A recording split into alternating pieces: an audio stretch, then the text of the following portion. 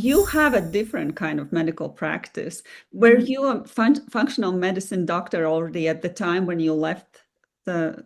No, I wasn't because I started my practice in 2017 and I got my functional medicine degree in 2019.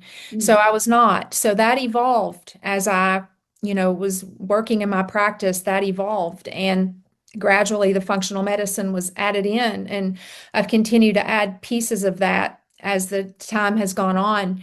And we're always evolving in medicine. We're always learning new procedures. You have to stay up to date with things because things don't stay static. So, new transplant procedures that I learn all the time, new technologies, you have to stay on top of things. So that was added as I went along, and now it's evolved into this new company that I co-founded with my partner that involves the dental piece. So we're always learning, always learning. And the thing I tell my patients is, and the thing about me is if that I don't have the answer, I will find it. Like I have the resources and I will find it.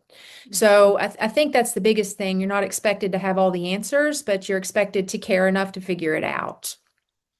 And the business, the kind of business that you practice, it's definitely location based. But I am in North Carolina. Let's say can I benefit anyhow from what you offer?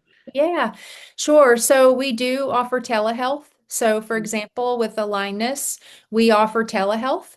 And I am licensed in North Carolina. You're not far from me, but but Example, yeah. yeah, this is an example. But for the examination of the eye and the mouth, you need to come in person at least for that visit. So we usually do an initial intake that we send to the patient that's pretty extensive for a whole health history. And that can be reviewed via telehealth if the patient is a distance away for the patient to determine if proceeding and coming and traveling for the examinations is worth their time if they would like to do that. So it can be started that way. And then after the initial examinations that are done in person, yes, it can be followed up that way too as telehealth.